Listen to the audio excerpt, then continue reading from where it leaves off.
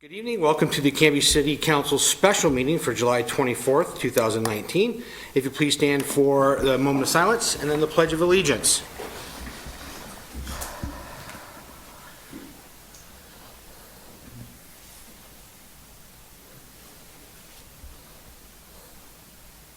Thank you.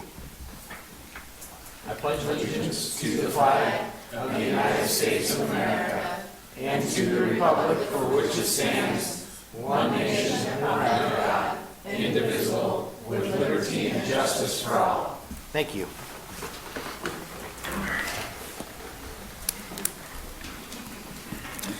As with every meeting, we have an opportunity for citizen input and community announcements. So this is an opportunity for citizens to address the council on non-agenda items. If you wish to address the council, there's the yellow cards I need you to fill out in the back. Make sure to hand it to our our assistant city administrator slash recorder for this evening, Amanda Zyber, and I'll make sure to get it. I'm seeing no one rushing up here to talk to us. We'll move into new business. So we got two items this evening for the council to address: the city council interview and selection for the open seat, and then city administrator recruitment and update. So we'll move into the city councilor interviews. First to the candidates, I just want to thank you, all of you, for applying. I really appreciate that. It's an important position, as many of you know. We deal with a lot of very diverse issues up here, so we don't take our jobs lightly, and I know that you didn't take the decision to apply lightly, so we appreciate that. We are only selecting one person tonight out of the six of you. Please know that that's what we have for tonight, but please, if you're very interested in getting and engaging in the city, please look at our open boards and committees that we have spots on and apply for those and get involved in that way. So thank you for that. To the council, thank you.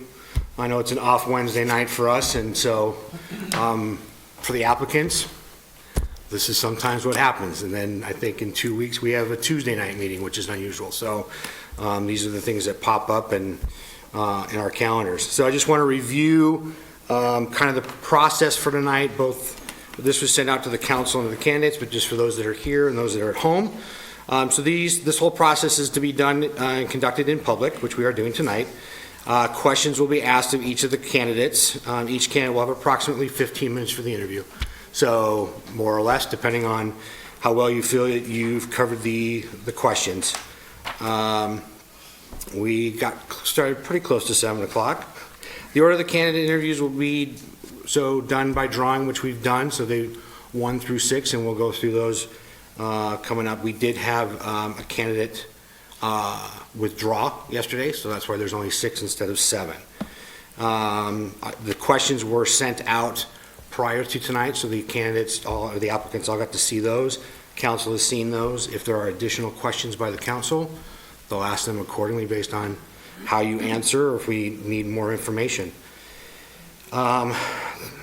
We will, at the conclusion of the interview, the council will conduct basically a discussion of all the candidates and make the selection here in the public. That's what we do. Discussion will be a discussion. It will start with Councilor Parker for comments who he thinks his top 2 or 3 choices may be, and then we'll run down the dais and finish with Councilor Spoon. Once we've had that conversation, we narrow it down to, or maybe there's a clear-cut one. If not, we'll have further dialogue and move to a motion and appoint this evening. So that's kind of the course of the evening. So any questions up here? No? Candidates, applicants, any questions from you? No? Okay. Well, let's move into it. So who drew lucky number 1? Mr. Hale. Mr. Mayor? Yes. Is it okay if we set the timer for 15 minutes just as a kind of a general so we know where we're at? Yes, sir. I Okay. appreciate that. Thank you. Yeah. Mr. Hale, how are you, sir? Good. How are you guys doing? We are good. I'm good. I won't answer for them. That gets me in trouble. So we'll start with an easy one. So why don't you tell us a little bit about yourself and what brings you here this evening? Well, I've lived here all my life. I grew up in Camby. I went to school here. My dad grew up here. I'm married. I've got 3 kids. I live and work here in town. I walk to work. I actually walked here on the way here just because I can.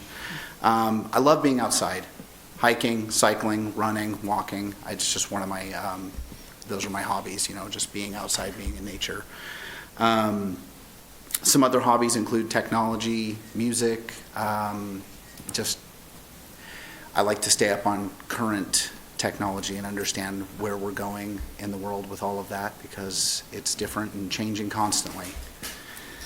At work, my role is quality engineer, but I didn't start there. I started as a test tech, and as I've progressed through the company, the 11 years that I've been there, I've taken on a lot of different roles, learned a lot of different things, and kind of developed the skill set that I have, solving problems and working with other people. I mean, that's mainly what I do at work, is try to get the right people in the room to solve an issue. Great. Is there more to that there? Or No, I think I'm good. Okay, good. So what appeals to you about serving as a city councilor for the city of Camby? One of my main goals is to learn more about the community and local government. For me, the best way to learn is to get involved. I want to be able to use my problem-solving skills to help the community with some of the problems that we're having, because there are a lot of things going on in town. I know Camby's not a huge town, but there's a lot of stuff that we're dealing with, growth and change, and dealing with all of those things can be difficult.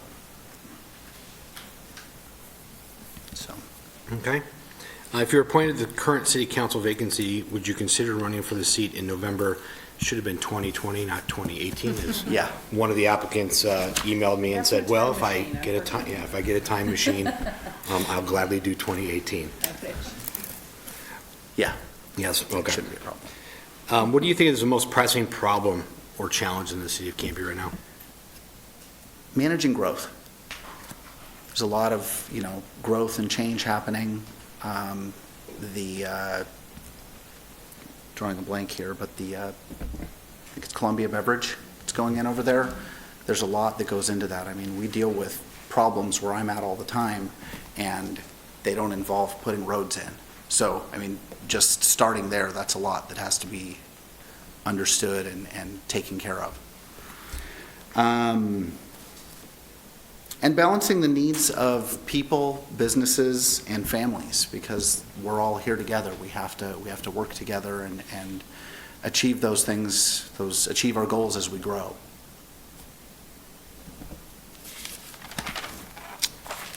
Thank you. Tell us about a situation which you may have had to deal with a very upset client, customer, or coworker, or fellow board member, or solve a conflict with someone. Sure. At work, as a quality engineer, I deal with internal problems and external problems. So one of our customers came to us with an issue. We had shipped them over 100 assemblies they were put together wrong. So they were obviously very upset because what they needed to ship to their customer wasn't ready to go. So I started with asking some clarifying questions, just so we were on the same page about what was wrong, what they were seeing. I let them know that I was looking into it. I spent the time to dig into the problem. I determined root cause. That's another big part of my job, is finding where things went wrong, that set the cascading events of how we got here. And make sure while I'm doing those things, I'm communicating back, so they understand that I'm not just saying I'm working on it and doing something else. So I think that's very important, is that communication, just so everybody knows that we might not hit the deadline, but you know where we're at. Once we get there, in this situation, I was able to determine that it was a component was put on the wrong reel of parts. We put SMT parts, little tiny components on circuit boards where I'm at. The wrong parts were put on the reel at the last teardown, and we've created a process to make sure that when those things are identified at the previous teardown, when they get disconnected, they do sometimes, that a specific person is using the right tools to figure out what goes where. That wasn't something that was in place, so that process has been updated. Okay. So in all of that, we have a corrective action process, and I was able to make sure that that was followed and give the feedback from that, basically a report out to the customer all along the way while I was keeping them informed. Great. Do you have some specific goal or improvement that you'd like to make in Camby as a result of serving as a Camby City Councilor? Well, like I said earlier, a big part of this is to educate myself, to learn more, to get more involved, but also the parks. I'm interested in improving parks. I'm on the Capper board as one of the directors there, and this seemed like a good opportunity to bring a little bit of that to the City Council as well. Yeah, that's about it. Okay. Can you give us an example of how you've worked or participated as part of a team or as on the board or even, as on the Capper board? Okay. This morning, I had a really good example. The quality director where I work is out of town. He goes to other locations.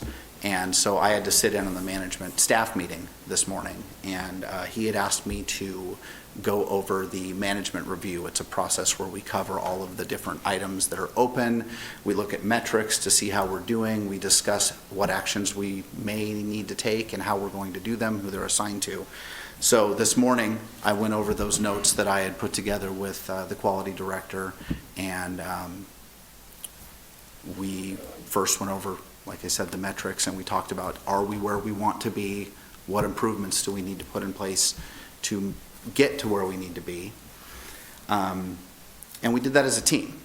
We all worked together to figure out where those tasks need to be assigned, who would be the best person to take them on. And that's about it. It was interesting. I've been in the staff meetings before, so I've kind of been interim quality manager a few times, depending on the staffing where I'm at. So. Okay, thank you. Mm-hmm. Can you tell us about a time when you were forced to make an unpopular decision? What was that decision? What was the outcome from that?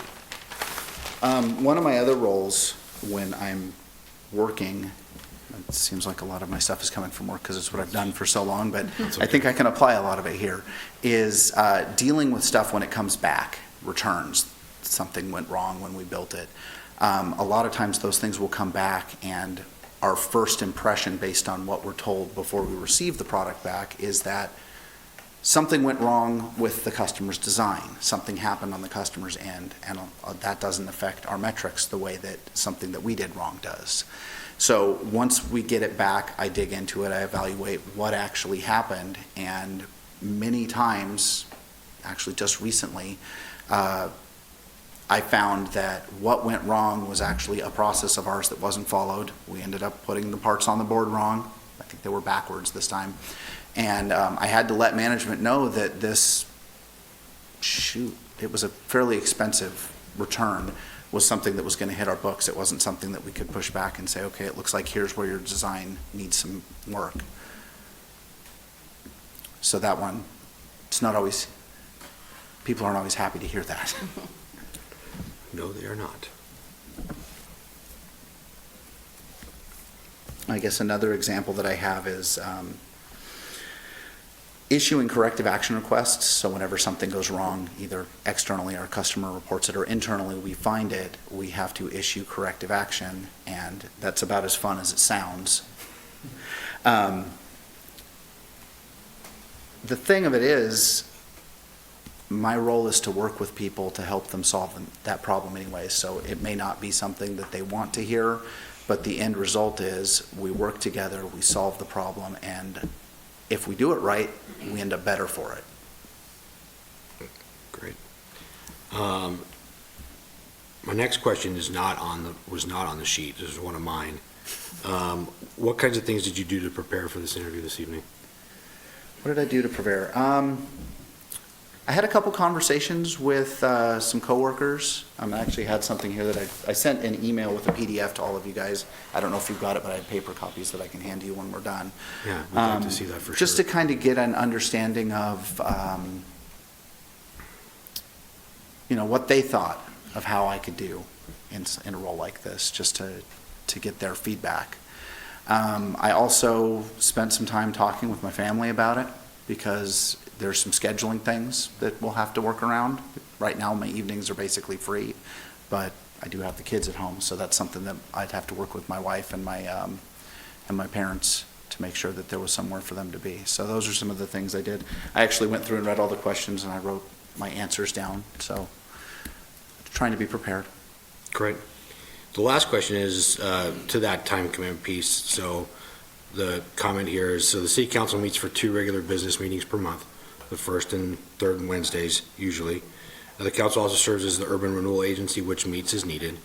In addition, councilors are appointed to several liaison roles to various city committees or community organizations, and we attend those meetings as well. So an example, so stepping into this role, you'll be taking on the Planning Commission, which is the first and third Mondays, Camby School Board meetings, which is the third Thursday of each month, Bridging Cultures and the Northeast Neighborhood Association, and those meet as needed.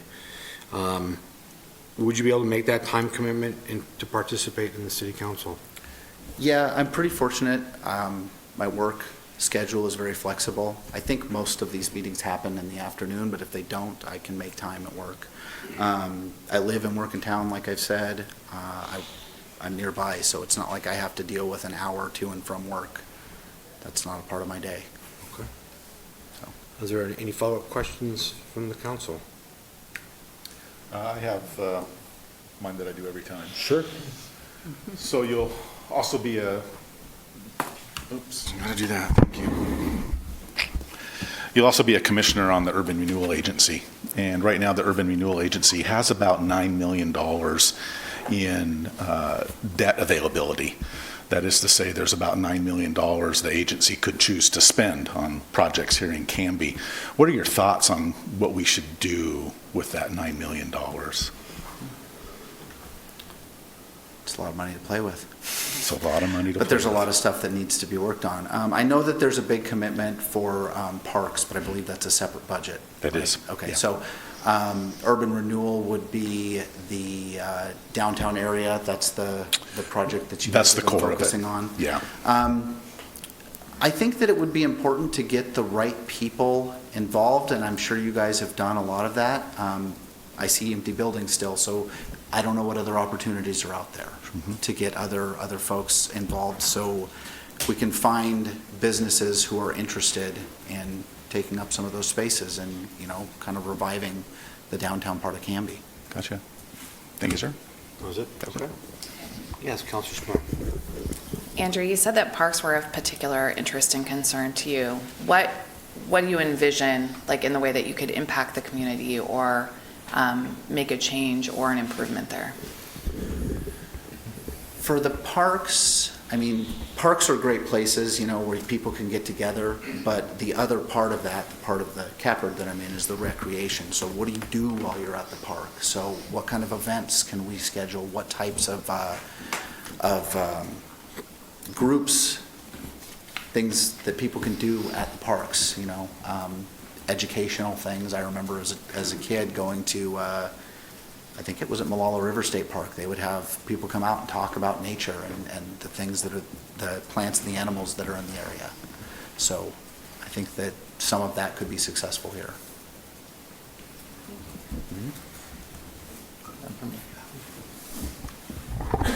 Andrew, just to contextualize your work environment, what product do you make? We're a contract manufacturer, so we have, depending on the side of the business you're talking about, there's actually 2 business units in the same building, the same parent company. We have regular contract manufacturing for multiple different customers. We put the parts onto the circuit board. So we get the bare circuit board and install the components through various different methods. We have machinery that puts some parts on. We have parts that have to be hand installed. We also help with design of those products, so giving feedback to our customers on that. And the other side of the business is called Screaming Circuits. That's the shirt that I'm wearing today. We do quick turn prototypes. So we get customers from universities, the government. I think we've had some customers that were involved with NASCAR. We've built stuff for NASA. Stuff like that. And so those ones will build a one-off that goes into space or monitors the heartbeat of a pig. It's kind of a bunch of different stuff. You're giving us a good explanation of your management skills. I was trying to figure out what Oh, well, how we use them. the process was. Sure. Thank you. Yeah. That's all. Thank you. Do you have any questions for us? No, I think I'm good. I'll just bring these by when we're done and. Yeah, if you just want to hand them Yeah. to Joe there I and. printed up, this is the one I scribbled on accidentally.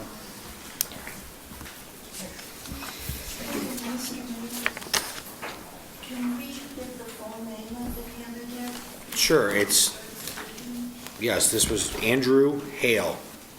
You're welcome. Thank you, guys. Thanks. Thank you. Appreciate it. That's mine, you get those.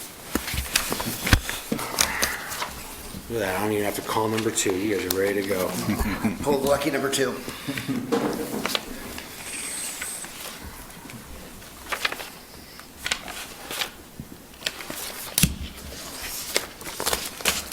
Mr. Berg, how are you, sir? Good, how about yourself? I'm doing well. So, you prefer Trig? Trig, it's a whole lot easier to say and remember. So, but say your full name, Trig V. Berge. okay, Trig V. Berge, all right. So I was saying that in my head correctly. Okay, that's good to know. So, welcome, thank you. So tell us a little about you. So first off, I'd like to thank everybody for having me out in front of you and the opportunity to apply for this position. A little bit about myself. I grew up in a small town up in the middle of nowhere called Vernonia. I was born and raised out there, joined the military, served 8 years in the military, got out, finished up my schooling, got married, and then I got into construction because what I went to school for isn't what I really wanted to do. I started off as a union carpenter apprentice and worked my way up to where now I'm a part owner of the company and vice president of a large commercial construction company. We specialize in healthcare, educational projects, financial institutions, as well as industrial and regular commercial projects. I'm married. My wife and I we're celebrating our 25th wedding anniversary next month. We have 4 beautiful daughters, ages 24, 21, 16, and 14. I got it right. My hobbies include my family. When I have spare time, I'm usually off with my family doing one thing or another. A lot of times we go out and stand up paddleboard or go kayaking. We do a lot of fishing. I spend a lot of time with my 16-year-old. She's a trap shooter for the high school team. So we do a lot of activities together. Work, I kind of briefly touched on that. Like I said, I'm part owner of a company and vice president, and it's in construction. Great, thank you. What appeals to you about serving on the city council? You know, I've lived in Camby for 12 years now, and it's time where I can give back to the community. Being able to actually have a voice for the community would be my, hearing what the concerns of everybody in the community are, bring that back to the team, discuss that, and be able to take it back to them and say, this is, kind of what we came up with.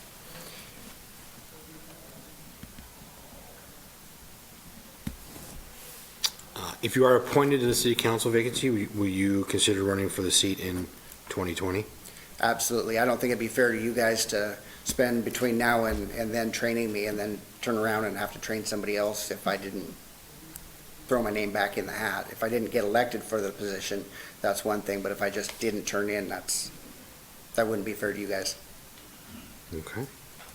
What do you think is the most pressing problem or opportunity in the city?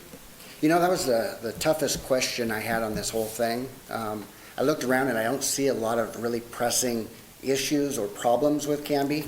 If I was to think about one thing, it's your URD. Now, you guys purchased the Wayside project back in 2001 with the log boom area, and then followed it up in 2002 with the fish eddy. And you put together a scoping plan and a master plan for 20 years.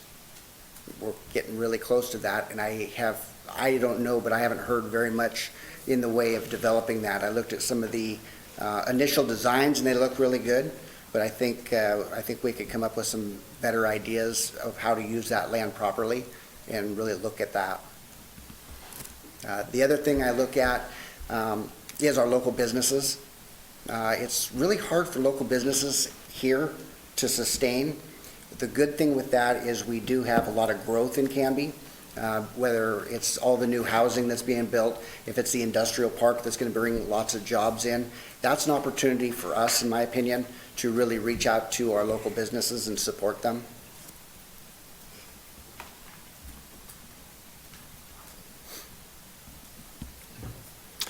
So just a follow-up question, like, off of that one, Mr. Berge, is talk about the wayside piece, is it just that particular area, or is it parks, other park pieces in general?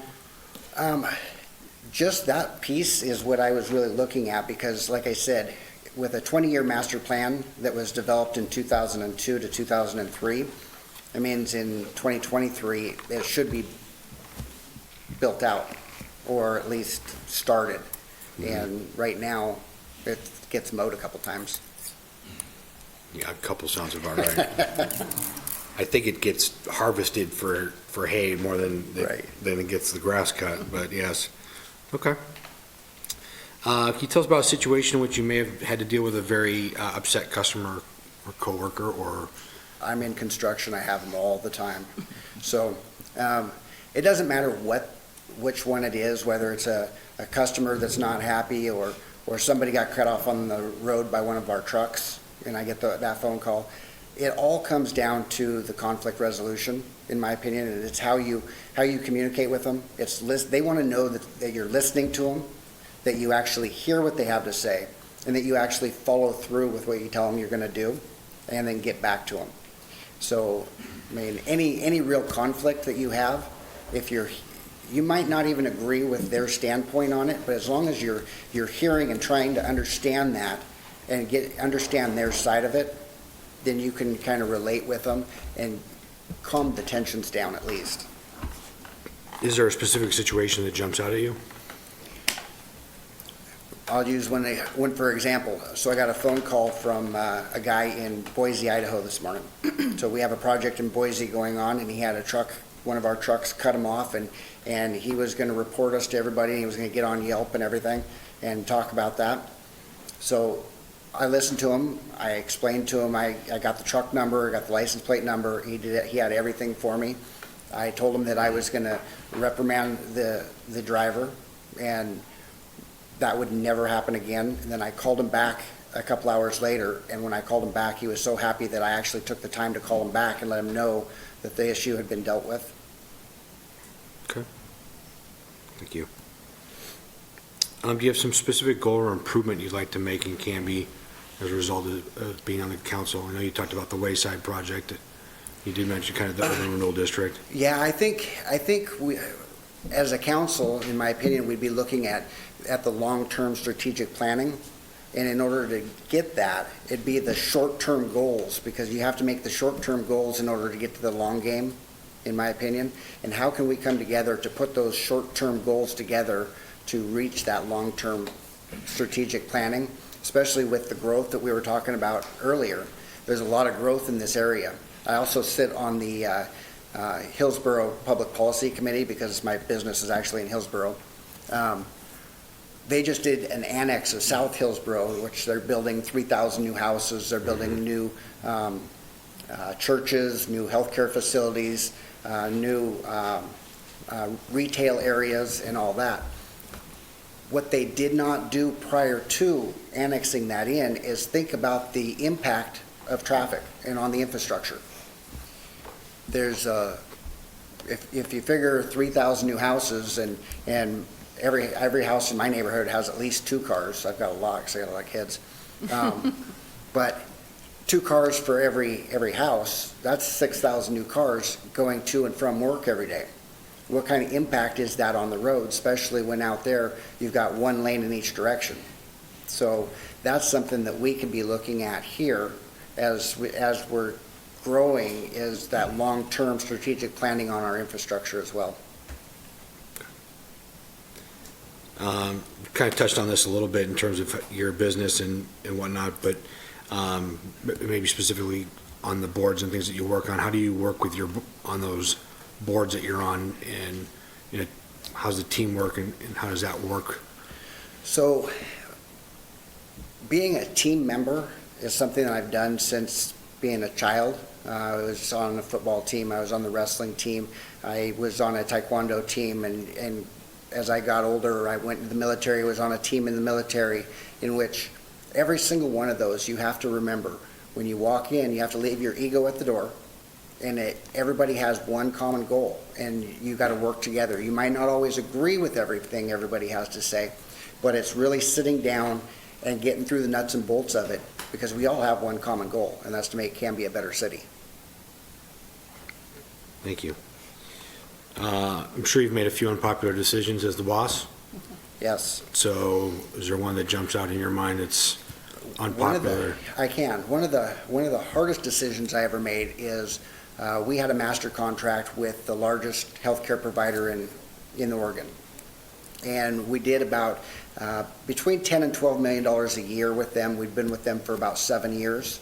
And it was really hard doing work up there for the simple fact that they would give you a set of drawings that were just a hand sketch at first. And you put pricing to it, and you end up pricing it 13, 14 times before it actually developed and became a project.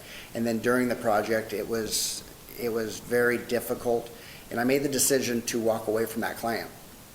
Well, nobody else in my company was very happy with me. But 2 years down the road after we left them, we look back and everybody in the company says it was the best decision we made. So making those tough decisions isn't about looking through a little spotting scope. It's looking at the whole picture and trying to have the foresight of where you're going to be at the end. Is that decision the right decision to make? Okay. How did you prepare for this opportunity for the interview tonight? So I spent a lot of time on the website. I watched a bunch of videos of your city council meetings. I looked up the URD. I read the entire scoping letter on that. I looked at your master plan for that. I looked at the projects that are current as well as the upcoming projects to see how I can kind of lean into that with my construction background and knowledge.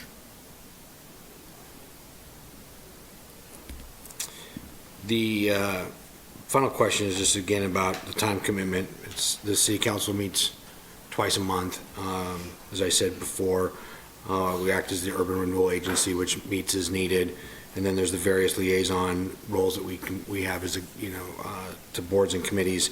Again, planning commission on the first and third Mondays that you'd be stepping into, that Councilor Height had.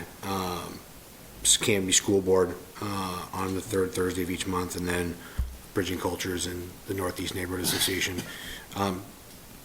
Something I didn't address with Andrew when he was here too, but that doesn't include, oftentimes community events, oftentimes include prep time, for meetings or for agency meetings and whatnot. Concerns, questions about the time commitment, is that something you've weighed in as you drive to and from Hillsborough? Yes, matter of fact, it is. My wife and I, we thought long and hard on it. We prayed on it to make sure that it was the right decision.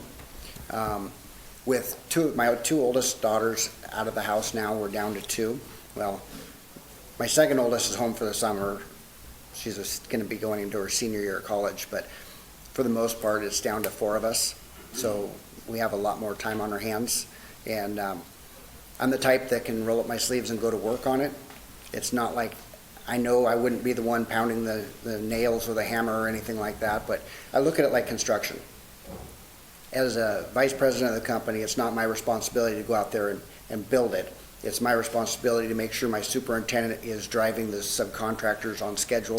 And it's my responsibility to make sure my project managers are actually watching the budget and keeping it within budget and following up with all the paperwork for the RFIs and all that kind of stuff. So, yes, long answer to your short question is yes. Okay, thank you. Any follow-up questions from the council? Sure, the $9 million question. I was going to say, I like, Tim's question's been my question. so Let I'll me be let him clear, ask. there's not 9 million in cash in the bank. We have to go borrow it, but there's that much room left. What should we do? So we could look at upgrading some infrastructure. I did notice we have some paving projects slated for this summer, but they're pretty minor. I got a couple 2-inch lifts and a couple 3-inch lifts, and that's about it. But we could look at doing some infrastructure. We could look at doing something with Wayside. I know it does fall under your URD. Another, there has been discussion about the sports complex going in over by Ackerman. The only problem that I see is then you have to do an IAG on that, and IAGs never work out right. So you'd spend a lot of money up front, and they pull the plug down the road, and you're left holding the bag. Where that property, you own it, and you still have a lot of property left over to do other things. So just a couple of items. Thank you. Councilor Spoon, did you have one? I do have one. In one of your answers, you mentioned that you would take the concerns that you're hearing in the community and bring them back and figure out a way to work on them, but you didn't really talk to us about what you hear as the concerns now. So specifically, what do you think the concerns are related to our city, whether what you've heard from citizens or from yourself? So, like I discussed earlier, local businesses have a hard time surviving here. Right now, that's about the only thing I've been hearing. My old neighbor actually had a frame shop downtown. She wasn't able to, she worked at it really hard and wasn't able to keep it. She ended up moving out to Charbonneau. So, that's the kind of stuff that as I hear it, I'd be able to bring it back and we can discuss it, but. Can I follow up on that? Yes, please. So, as a city councilor, how do you think that city council can impact that?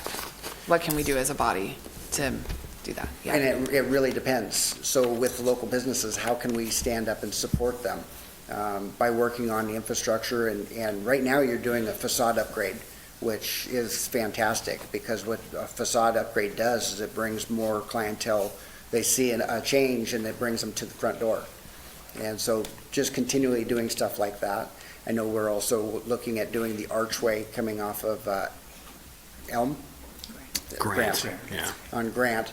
So, that's kind of sprucing it up and making it more alive for the businesses. Same thing with the noise on the train. That's kind of that has to be really hard, especially for the farmer's market, which, you get Brian from the music school goes out there and plays and stuff like that, and you have a train going by while he's trying to play. It makes it tough. No? Okay. All right. Tree. Thank you very much. Thank you, appreciate it.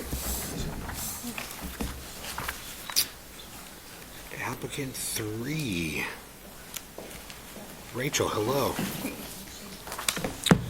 How are you this evening? I'm great. How's everybody? Great. So we have Rachel Swanson here. Thank you. Rachel, tell us a little bit about you. Sure. I'm Rachel Swanson. I am fairly new to Camby. My family moved here a little over 2 years ago. I hope I don't hear any groans from the crowd. We moved here from Portland. I'll talk a little bit more about that later. I work for a very large multinational technology company as an associate director. My line of business that I'm responsible for is about $15 million worth of client base. I've been at that company for 8 years. I really enjoy it. A lot of conflict with my customers. I can talk about that again too. So, I am also a 4-H leader for Clackamas County. So I have a group of about, right now we have about 7 little boys doing different activities for 4-H, and I really enjoy that. I also am an avid knitter. I have a group of friends. We all meet up at Gwynn's down the street every Tuesday and knit and chat, and love to explore Camby and learn more about it since we haven't lived here all that long. Okay. Well, first, welcome to Camby. Thank you. So what's your appeal about serving on the city council? So I've always been involved in the community in some way or shape or form, whether it be through volunteering at church or, 4-H is a good example. I think it's really important to get involved in your community, whether that be city council or another type of commission. That way you have a sense of ownership in your community and really can feel like you're making a difference where you live.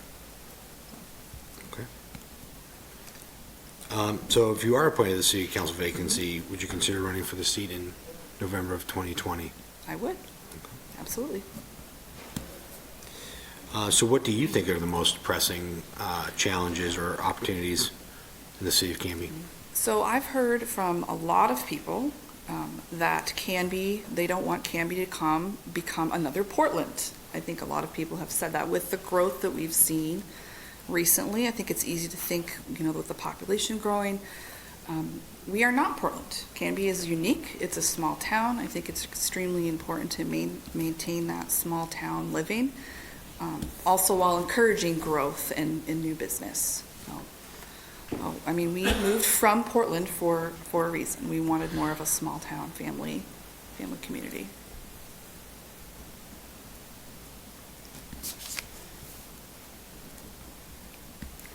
Great. Tell us about a situation in which you had to deal with a very upset customer or coworker. What was that and how did you solve it? A lot of my examples are work-related, That's okay. as everybody has also talked about theirs. A lot of my job is dealing with conflict with my customers. So my customers are healthcare customers. We support them. We host all of their infrastructure and their software. So when their system goes offline, that is impacting their customers. So you can't go to the doctor without getting insurance information from them. So when something does go bump in the night, a system goes down, they become very upset if it's not resolved very timely. So we just have to be the liaison and just listen to their concerns and frustrations, figure out what the problem is, develop an action plan behind that, root cause, corrective actions. But mainly it's just about letting them be heard and venting their frustrations and being that positive voice on the other end of the phone saying, I hear you, let's work together, we'll get this fixed, and then providing them frequent updates. I think that's extremely important. You don't want to just say, we'll get to it, and then they don't hear from you ever again.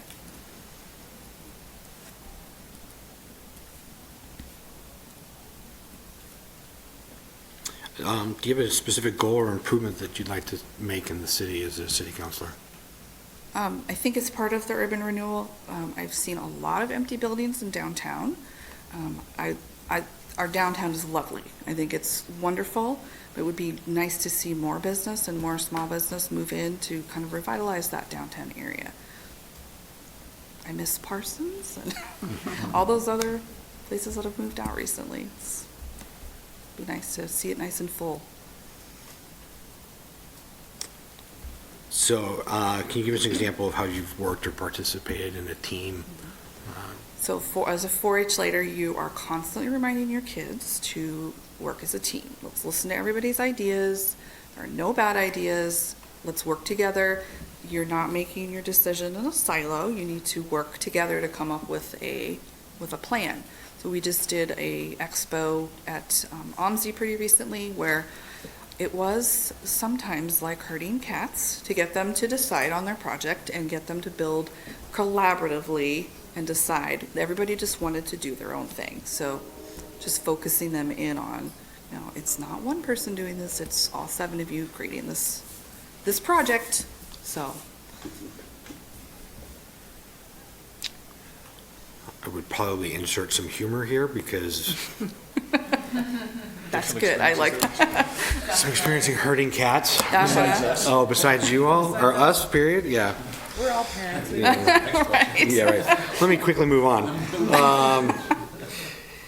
Tell us about the time you were forced or you were in the position that you had to make an unpopular decision. Sure. A lot of my customers want to do a change to their system or their software that goes kind of outside of standard business practice, which certainly we'll consider it, but if it's something that's going to be,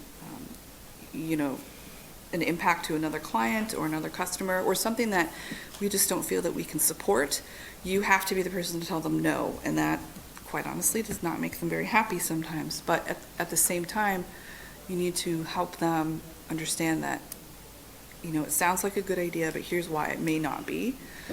And honestly, sometimes you have to stand back and let them make that decision and then clean up afterwards. And that's part of my job.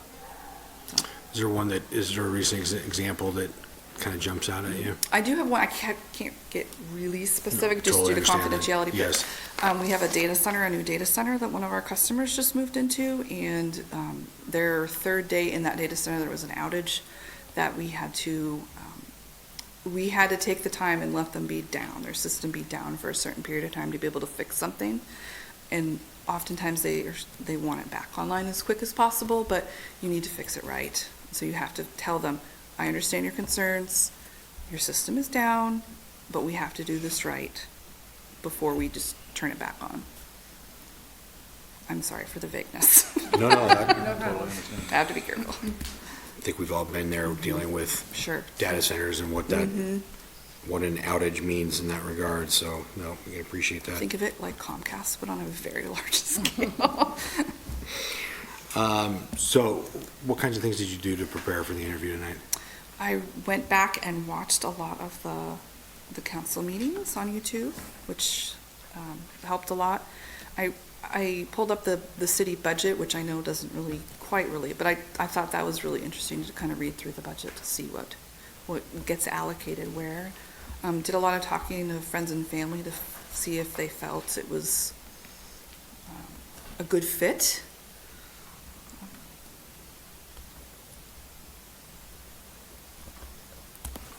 Okay. And again, final question just about the time commitment and whatnot. Again, we meet first and third Wednesday. The liaison positions and roles that we have, so the ones that you'd be filling in immediately would be Planning Commission on the first and third Mondays, School Board on the third Thursday, and then Bridging Cultures, and then the Northeast Neighborhood Association as need be. Conflicts at all or concerns about the time schedule? We kind of talked about there's more than just what, there's a lot of community events that we all try to attend and be present at and whatnot. And those are not always commitments, but those are those unwritten duties that we have. Any concerns or challenges that you foresee? I don't think so. I do have two kids. They're school aged. My husband is a stay-at-home dad, so he's great. He's able to, childcare, obviously. And you produce your calendar, so it's not like the meetings are a surprise. So no, I don't have any concerns. I'm very easily able to work around my work schedule. I work from home about 90% of the time. Okay. So I live and work here. Good. Follow-up questions at all from anyone? Ask her the $9 million question. I have a follow-up. Your mention of the empty Parsons building and empty storefronts downtown. What do you think a city government can do to help fill those? I've thought a lot about that, and I don't really know. I think I need to read and do a little bit more educating, honestly. It'd be nice to see some encouragement or, listen to the concerns of the small business. Why are they moving out? What can we do to help solve that or brainstorm with them? I don't have any specific solutions. Okay. Thank you, Greg. The $9 million question? What are your thoughts there? Oh, I've heard a lot of people talking about a dog park. They want a dog park. Yeah. Has that come up? That and another thing I don't know if this is possible, but a lot of people have made mention about the parking situation in downtown. And if we bring in more business, where are people going to park? Perhaps we can have more bike parking and car parking, and that'd be an interesting solution to try and solve. Thank you. Great. Do you have any questions for us? I don't think so, no. No? Thank you. All right. Thank you. you. Appreciate it, Rachel.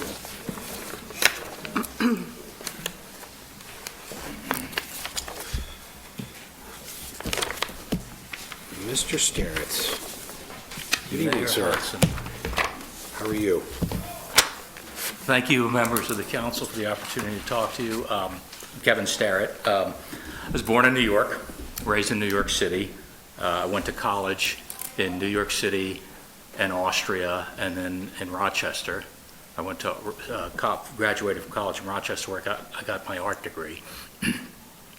When I left college, I became a commercial photographer, mostly in the fashion business, where I spent about 20 years working in the fashion and apparel business. My wife and I have lived in Camby. We've lived in Oregon since '91, and in Camby since '96. I have two sons, one Sam, who's moved to Vancouver. He's going to make me a grandfather very soon, in August 3rd. My son Jack is an EMT with the Camby Fire Department. I spent some time as a talk show host here in Oregon, a couple of years on KKGT.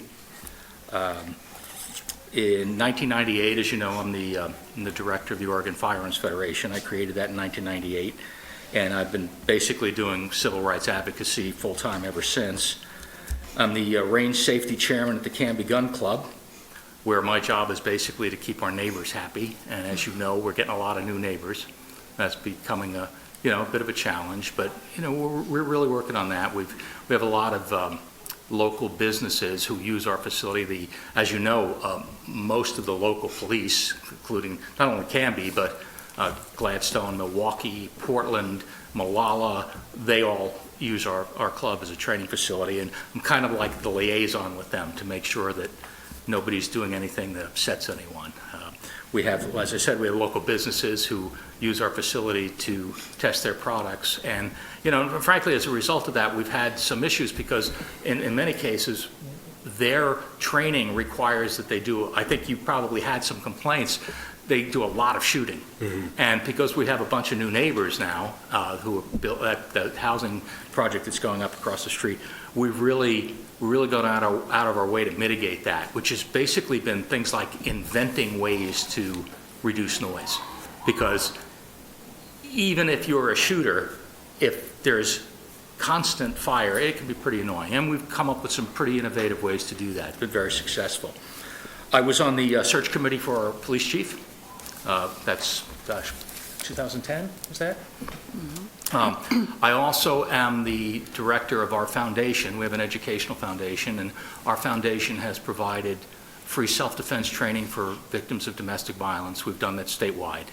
That's been kind of rewarding. I think that's about it. As I said, my son is a firefighter. He actually mans the substation out at Lone Elder.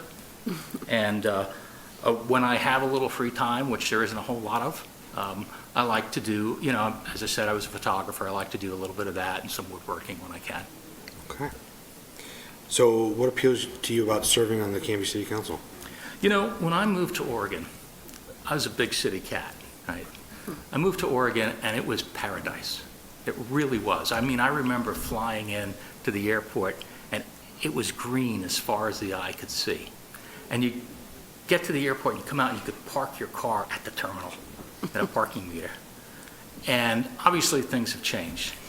And what concerns me and what appeals to me about serving here is that I've seen things happen in the cities in our state that really trouble me. When I got here, Portland was kind of quirky. It was like keep Portland weird and everything. And now I look at Portland and Astoria and Eugene and Corvallis and I see some terrible things happening. We have this explosion of homelessness. People can't leave their houses because there are tent cities there, and there's human waste and needles, and people are being attacked. Elderly men in downtown Portland having their heads stoved in by masked mobsters, and I don't want to see that continue. And I do believe that that's a cancer that can spread, and I can't help but believe that these changes have come as a result of policies that either we've made or allowed to be made. And I just would prefer to not see that happen in this town. Monday, I was sitting in Gwynn's. It was a beautiful day. I was sitting there with my wife and having coffee, and I'm looking around outside and saying, this is Mayberry. And it isn't, but it still was such a great place to be. On a good day, on a sunny day here, it's just like a beautiful place. And I'd like to see that preserved. That really means a lot to me. Thank you. So if you're appointed to the current city council vacancy, would you consider running in In November? 2018? Well, only Yes. if you get the time machine, Bill. Yes, I get the DeLorean. Yeah, right. Yes, I would. I think there's some plutonium out there somewhere. So what do you think is the most pressing challenge or problem that Camby's facing? Well, other people have mentioned this, and it's certainly true. We are facing growth, and that has to be managed. You know, I moved here as someone from New York City. Moving to Camby was like, it's a small town, and I loved it. I mean, it really appealed to me. But I understand that people need a place to live, and so we're going to build houses. So managing the growth is certainly, it's very complicated, very difficult, but it has to be done. But the other thing that I'm really concerned about is the constant requirement to comply with mandates from someplace else. So when Salem creates rules for what we have to do, we have to live with it. The fact is, as a government entity, we have to deal with things like the exploding PERS situation. It's real. There's not much you can do when you've got massive debt except raise taxes or cut services. And so, you know, I watched Senator James Manning on the Senate floor after they passed a massive tax increase. And Stimson Lumber said, we can't do this anymore. We're leaving. 60 jobs in Forest Grove gone. 60 real people whose livelihoods were taken away because the Portland-centric people in Salem decided that this is what we're going to do. And when that happened, a senator from Corvallis, who's never once had to make a payroll, got up on the Senate floor and said, they want to leave, let them leave. I was horrified. These are real people with real needs and real jobs, people who are producing things. And there's an attitude among some people that if you're not, he didn't say that about Nike or Intel, and it's the small businesses that keep getting stuck to them. And people lose their livelihoods, and we've seen this over and over again. And you look around, I recently drove out to Idaho, so I got to drive through the whole state. And there's a lot of people in this state who don't live in big cities, who make their living off the land. And they're treated like knuckle-dragging hillbillies. And they're not. They're good people who work and try to make a living for their families, and they're ignored. And I mean, I've seen government officials saying, well, you want to live in the country, that's your problem. You're going to have to pay higher gas taxes. You don't want to do that? You move closer to the city. And we're not exactly Elgin, but we're kind of still somewhat of a rural community. We've got people who have farms, who are raising animals and crops and stuff. I think those people are important, and I want to see those people protected. It's really important to me that they're not treated like, just because they go to work in a pickup truck and not on their bicycle, that they're not worthy, that they're not part of our community, that they're not contributing. I think that's extremely important, and the disregard that some people have for those people troubles me. And you get a state senator saying, I don't care if you leave. That's an awful thing to say about people. And I understand the limitations that we all have as a small city council. We don't get to decide what Peter Courtney does or what the legislature does. But to whatever small extent we can mitigate that for the people who live here, I would like to be part of that. Okay. Tell us about a situation in which you've had to deal with a very upset customer or coworker, and how did you handle that, and what was the outcome? You know, it's kind of already been said, so I don't want to just repeat what other applicants have said, because I think they've covered it. I really think that when you have people who are unhappy, and look, there are people you are not going to please no matter what you do. But what I found early on when I started doing this is that if you take people seriously and you listen to them and you respect what they say, and even if at the end you are not changing what you're doing, if you are really respectful of their opinion and you kind of try to be the Switzerland in the room, people really appreciate that. And I've seen that over and over again when we've had people come to my organization disagreeing with or angry at what one of our volunteers have done. Our volunteers are passionate people, and sometimes their passion is exhibited in behavior that ticks other people off. If you respond to the people who are upset with respect, 85% of the time, they're going to come around and be happy with you.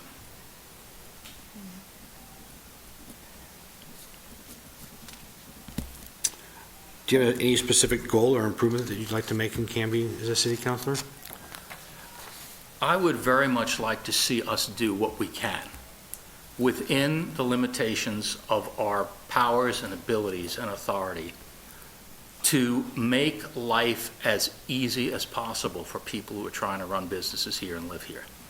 And every government agency finds itself in a position, no matter how much they don't want to, that they have to create and implement and enforce regulations.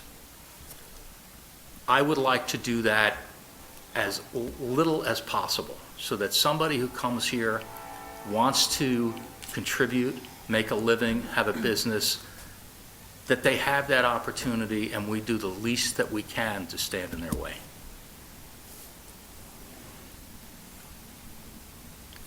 Thank you. Can you give me an example, or give us an example in ways where you've worked and participated in a team or in other boards? I can. There are efforts going on around this state to pass local ordinances in the counties, things that I support.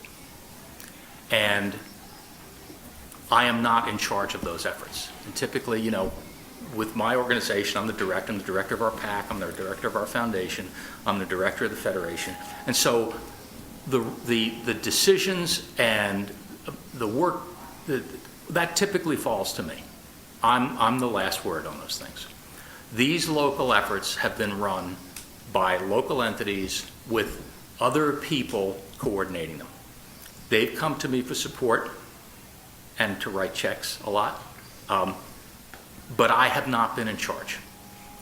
And I actually liked it. You know, it was really kind of nice to spread that around a little bit. And when they came to me, you know, there would be efforts they were making where they didn't have the experience to deal with government entities like the Secretary of State and that kind of thing. And they would come to me, and I would provide the knowledge and the experience that I've had in the 20 years I've been doing this. But it was not my circus. And so that was an opportunity to really be part of a team where people would approach me for assistance when they thought it was beneficial to them, but I was a team player and a smaller cog in a much bigger machine.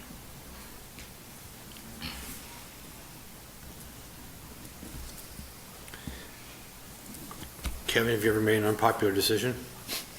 Question is, have I ever made a popular decision? Yeah, I made a very unpopular decision.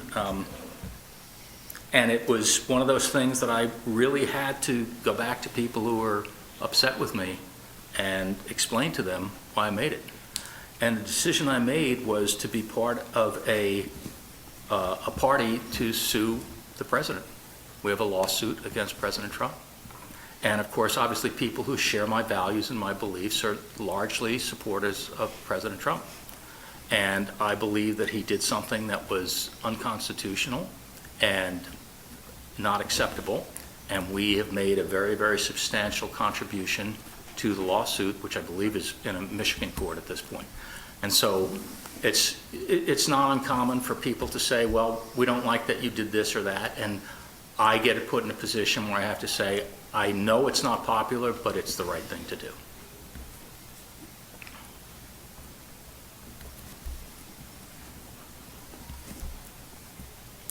What kinds of things did you do to prepare for the interview this evening? I don't want to sound glib here, but what I did was I read the questions. You know, I really did, and tried to think about what were the most complete and truthful answers to them. That's what I did. Okay. Thank you.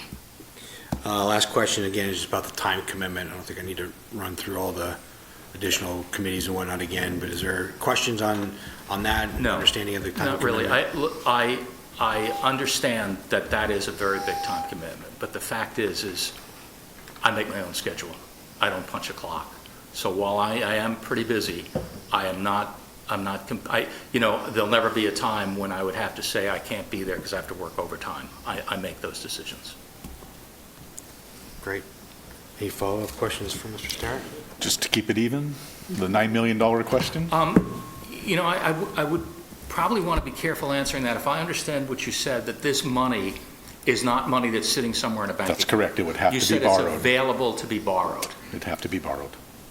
I guess my answer would be, quite honestly, I wouldn't borrow it. Okay. I would not borrow more money. It's really easy to spend other people's money.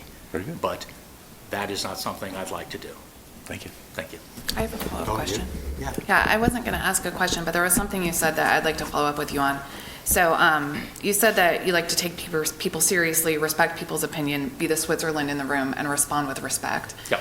And I've Googled every candidate. It might not surprise you that you probably have the most colorful Google results. I do, yeah. Some of the things that you had said in the media and or on public Facebook pages include calling people stupid liberals, warped liberals, or referring to members of the LGBTQI plus community as perverts, quote, perverts on parade.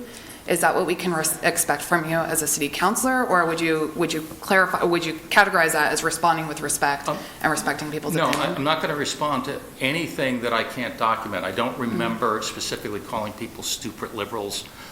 Okay. You might have anything that you have that you can document that I can respond to in context. I'd be happy to do that. Okay. But I make no secret of the fact that I feel very strongly about where we're going in that regard. Sure. I came from a business that was largely dominated by gay people. And it was never an issue for me. A person who says, I am attracted to people of my own sex, that is their business. What I didn't have to deal with is people who said, I want to recruit children into this situation. If that's what you're referring to, when you're talking about LGBT and that kind of thing, that is something that, no, I don't think that's a good thing. Okay. No, it wasn't really about your opinion, and we're all entitled to our own opinion. It was more about your comment about how you would respond to people. How I would respond to... And just responding with respect to people. So that was my actual concern, not your opinion or your perspective. We have a very political opinion on this dais, but more the way in which you Again, Councilor, what I would respond to say people. is, if you want me to respond to particular comments that I've made in any environment, I would like to do that in the context of Okay, you were made. that's fair. Thank you, Mr. Starrett. Thank you. Anything else for Mr. Starrett? No? Thank you, sir.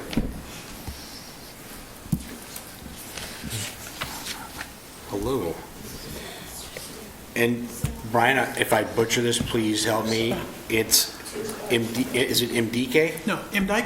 M-Dyke, okay. I'm glad you asked, because I've been wondering. I like to tell people common spelling, but Say that again? I like to tell people it's common spelling. Common spelling. Common spelling. I like When he says it, it sounds so easy to say. It does. Thank you. Well, thank you for being here this evening. Appreciate it. Let me weed through here. So we'll just start off right off the get-go. So tell us a little bit about you and, Right. yeah. So hobbies my and name is Brian M-Dyke. I'm a current resident of Camby. I lived here right about 20 years. I've been married for 18 years to my wife, who we met in college. We've chosen to raise our 2 kids here in Camby because we like the community of Camby. What I like doing in my free time or off time is pretty much spending time with my family and my kids, whether it's going to the park and playing soccer, basketball, rugby, going for runs. Spending time with my family is what brings life and energy back to me. That's where my passion is. If I'm not busy doing something that my kids are involved with, we're spending time on the river, playing in the water, going up to the mountain, or just being silly in the house, interacting, doing something. In my professional life, I work for Clackamas County Community Corrections as a community corrections manager. I've been with the department just about 20 years, and I've had tremendous opportunities to do many different things, and it's had, I believe, many different impacts on Clackamas County in general and the community. And that's been a lot of fun and a very rewarding, challenging time. And I was just thinking about this. it's hard to believe it's been 20 years of doing this because it's fun and serving is something I find value in, and that's what I'm driven to do. Great, thank you. So what appeals to you about serving on the Camby City Council? What appeals to me about this is serving on this council is I particularly like Camby because of its size. I believe there is an ability to have an impact on Camby, and that is not so big that this gets swallowed up, but that it can really, people can make a difference for the future, that this can have an impact on the community and help keep this thing going and help keep Camby being Camby.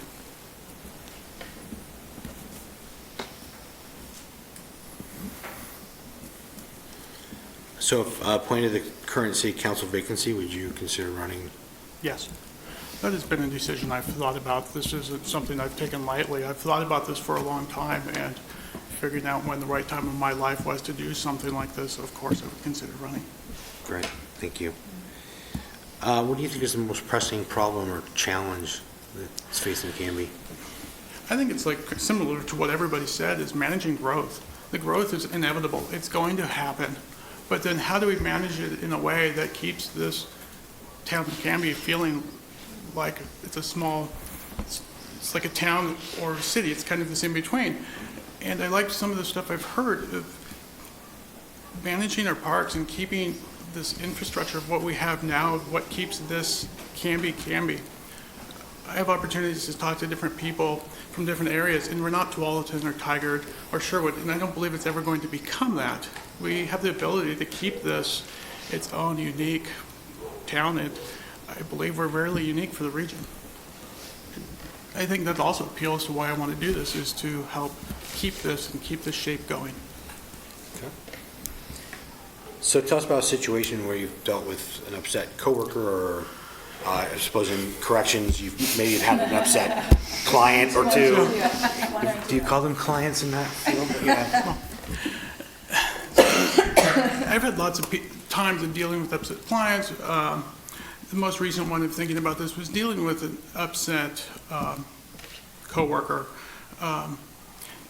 In that we had a project where we started where I combined a team of people for one project that worked in vastly different areas and different buildings and were far apart. And one of the people who was somewhat isolated, they were feeling very left out of decision making, and they were becoming really upset.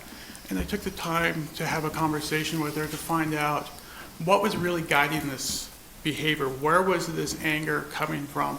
Because I've known her a long time, and come to find out there was a lot of reasons that were building up to that.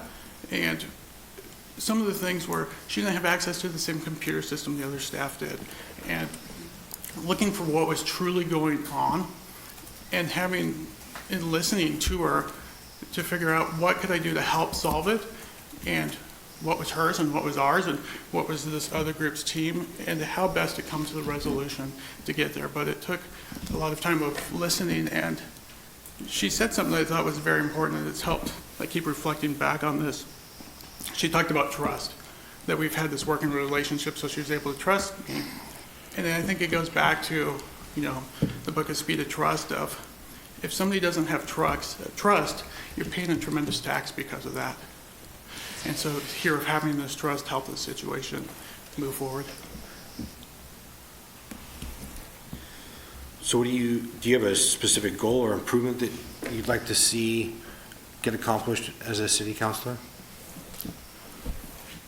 No, I don't see a specific goal or problem. I'm not coming into this being disgruntled about the city or being disgruntled about the work the current council is doing. I hope to come in to be able to help keep it going. I hope to be able to come in to bring my skills and my abilities to keep this progress going.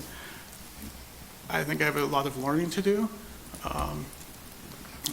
And I'm not about to begin to think that I have all of these answers just because I have other experiences. This is a vastly different area to deal with. And something like I've told a lot of new staff who start with us is you have to take the time to learn first. You can't come in and start making decisions until you figure out the culture and figure out what's actually happening and why everything is happening.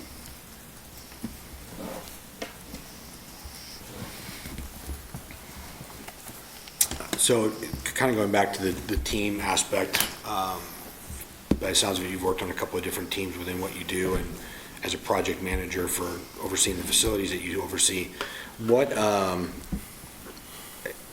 you been on other boards and committees and whatnot in your either volunteer time or work time that can apply to this situation? I haven't been on any more external boards or committees. Everything that I've done has been around my work up until this point. Okay. But I oversee 4 unique teams of people in what they're doing. And what I really like about this, of having this diverse group, is now when I have a project to do, I can assemble a team amongst different people of the different groups to help get the job done best. For example, our computer project, we're working on buying a new computer software program. And I've taken somebody that works in a community service program to help because of their organization, their computer knowledge, and their overall knowledge of our system to help lead this process through. I think I'm good at letting people do their job and not micromanaging them, but also offering support and guidance to our vision and direction of where we want to go. Okay. So tell us about a time when you made an unpopular decision. There's been quite a few. One of my most recent ones was when I talk about 2 of our centers, they are separated literally by a parking lot. And they used to operate vastly differently and like being siloed and apart so that each group could do their own thing, they could create their own rules, have their own procedures. And my decision that I made was I wanted to break down the silos and have similar operating procedures for both buildings so that staff could be interchangeable so we could run more efficiently. And also I wanted to have a different structure of the clients or the people in there engaging in their services so that I could maximize staff. If someone was gone, then we could take somebody out of the one program and move them over to a different so that the services were still delivered. This was met with a lot of resistance because people were really happy doing what they've been doing and they didn't want to change. But in talking it through with them, of explaining of our budgetary time, of not wanting to pay overtime, of wanting to have better trained staff that can help, and also that acknowledging and reminding people of how frustrating it is for them when they have to go to a different building and don't know what they're doing, as well as remembering our job is to serve the public. We're not providing a service if we're not running as efficiently as we can. How did that work out? It's been a few months, and it is settling down, and the residents that were in the program were upset, and now they know what to do, and they're working well with it, and the staff are adjusting to it now, and I think now the staff are coming to me saying, Brian, what else can we do to help move forward? And so it's coming along.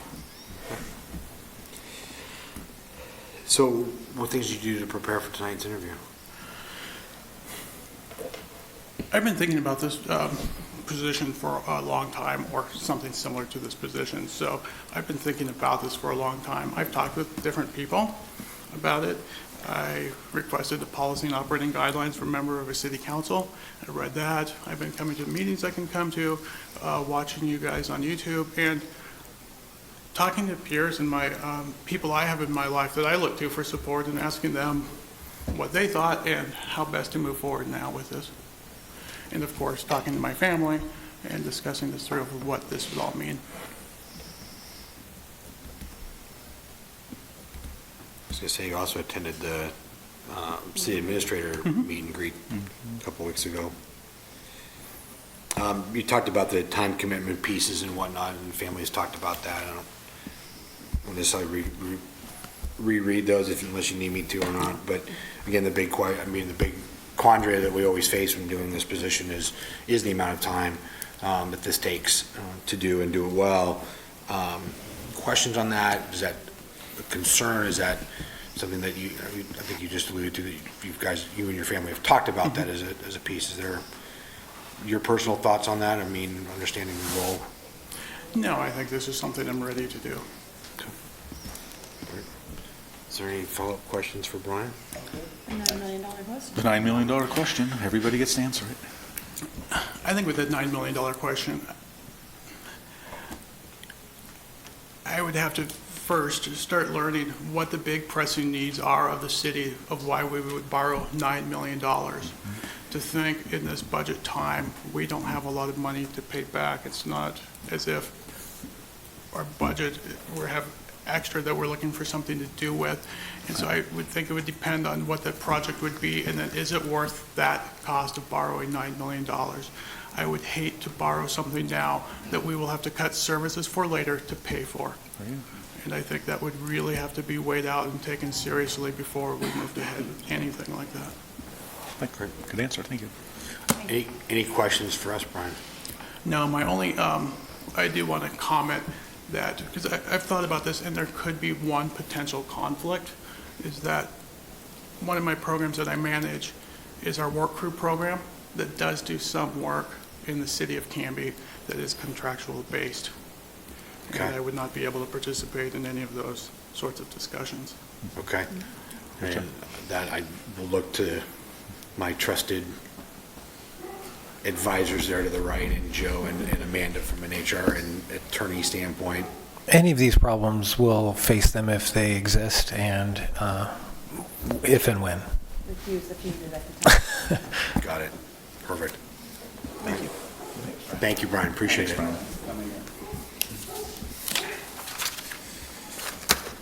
Lucky number 6, Mr. Patton. Jason. Good evening. Good evening, sir. How are you? I am fantastic. And yourselves tonight? So I suppose we'll just get right at it here. Yes, sir. So tell us about you. A little bit about myself for those of you who don't know. I, too, originally grew up in Western New York. Camby is not a small town. I grew up in a small town, a population of about 1,100 people, and it's been consistently 1,100 people probably since about 1975. So I'm used to that sort of thing. While I was in high school, was extremely active in the community, active in after-school programs. I went to college at SUNY Cobleskill, which is out near Albany, New York.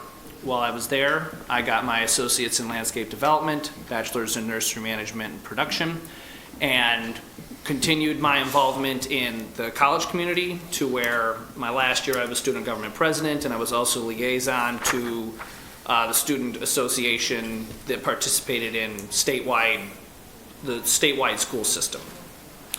I moved originally to Washington about 15 years ago to do an internship. And I originally actually wanted to move to Oregon, but did not have an outlet to get here for an internship program. And then ended up taking a job at Terra Nova Nurseries out on South Maxburg Road, and have lived in Camby ever since. I started out over on North Redwood Street, and about 8 years ago I bought a house on North Birch, and have never regretted the move here. As far as community involvement here in Camby, within a couple of months of moving to the city, I actually jumped right in and was appointed as a member of the Urban Renewal Board. That group has since been dissolved several years ago. Within a few months, at the time, one of the city people said, hey, we're doing the street maintenance task force. We really think you should be one of the citizen members of that. And so I just dove right in. And as it has been mentioned before, I have also served on city council before. I stepped down because my former job, which I was at for 9.5 years selling potting soil, my role really expanded there over a short period of time, and I wasn't able to dedicate the amount of time necessary to do what I felt was a good job and service to the community, so I stepped down. About 4 months ago, I have since changed jobs. Now I'm selling small plants. My territory is just the state of Oregon. It's been a very dramatic decrease in time commitment, and I think this is probably the 4th, maybe the 5th time I've sat in the hot seat here for a council position that was open, and this time I am confident that if chosen, I will have very little to no problem making that time commitment. And as far as hobbies and stuff, it runs the gamut: cooking, sewing, woodworking, gardening, the whole works. So I some people call me a Renaissance man. That might be why I'm part of a Renaissance reenactment group. So, bam, that's that. So, what's your appeal about applying for the city council and coming back on? I've always enjoyed being an active member of the community that I'm a part of and giving back to the people in that community. When I served on city council, it was a lot of fun. There were challenges. There were lots of wins. There were some losses. It was just a lot of fun. And I miss it. And I would consider, to preemptively answer your question, I had considered running for city council. This position came up, and I thought this might be the time. I will go ahead and put my name in the hat and see what happens. Okay. Thank you for answering my next question. There you go. So what do you see as the pressing problem or challenge in Camby? You know, there is no one pressing problem or challenge. I guess the challenge is growth, and many people have mentioned it. And from that challenge, there are problems that come up as far as where does the growth go? What does that growth look like? How do we fund this growth? How do we plan for this growth? I think there have been fits and starts on how the city has managed that. I think compared to many other cities that have experienced growth such as Camby, the city has done a very good job of it. And it would be more a matter of making sure that that trajectory stays on a positive slope rather than on a negative one. And being that it's been a while since I've been involved in those meetings, I was familiar of some of the growing pains from back 8 to 9 years ago. In a way, those are still the same growing pains today. They just have a different name and a different way of getting around them. So that would be my take on what is the challenges and the problems facing the city ahead. Thank you. So tell us about a situation with an upset customer or constituent that you've had to deal with. What was the problem? How'd you deal with it? Most recently, it was decided, not by me, but by the company I worked for, my previous employer, that they were going to cut out our distribution network. For my sales territory, it was not that big of a deal. But in an area, I was an area manager, and so the gentleman who managed British Columbia and Alberta, Canada, which was about $10 million worth of business, he sold most of his stuff through distribution. So as you can imagine, when you go to a distributor network that's handling about $8 to $9 million worth of business and tell them that you are now taking that direct, it does not sit well with those people, and it does not sit well with the customers. To add injury to insult, or however that works, the gentleman who was managing that territory immediately quit, and I broke my collarbone. And in the end, we still managed, through all that, I still managed to get about $5 million worth of that business onboarded direct. And so that is kind of an extreme situation where I was a very unpopular person for several months. And I just took it day by day. Each problem was had its own solution, and we just laid a game plan to try and get everybody on board. Thank you. Do you have some specific goal or improvement that you're looking to try to get accomplished as a city councilor? I have no specific goal to try to get accomplished. I will continue my drumbeat towards streets. I am the street hawk. I wear that badge with pride, and so obviously that will be something that I continue to focus on, whether it's sitting on the city budget committee or on city council. That will still be something that I will champion. Curb to curb. Curb to curb. Curb to curb. That's all it can be used, except for the gas tax for the 88 ramps. I'm totally cool with it. So Huh? So we've heard. Yes. I understand. That has to happen. So can you give us some more background on just kind of the team environment pieces that you've participated in?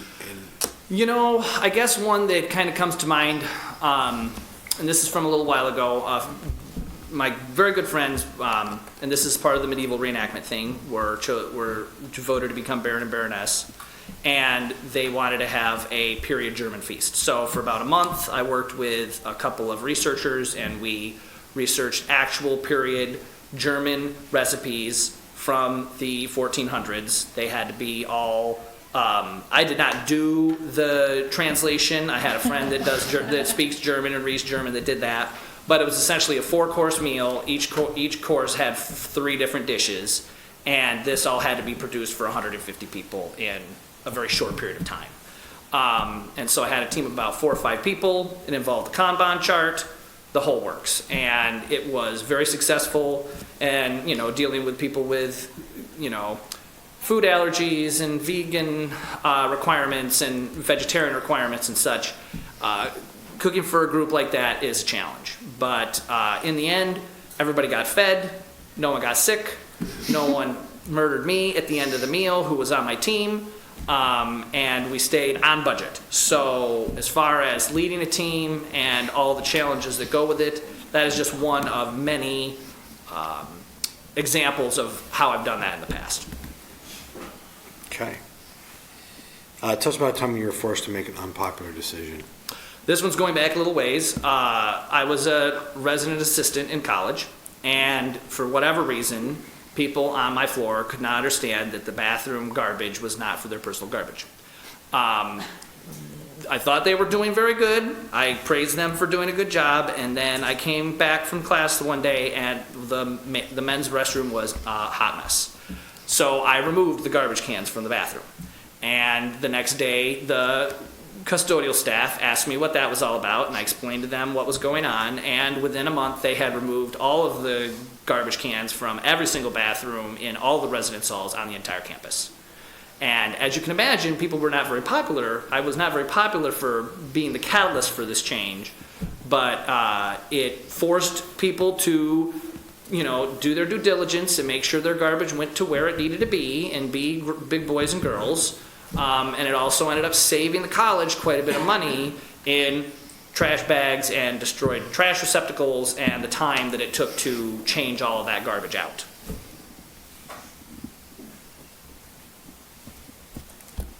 Thank you. Yeah.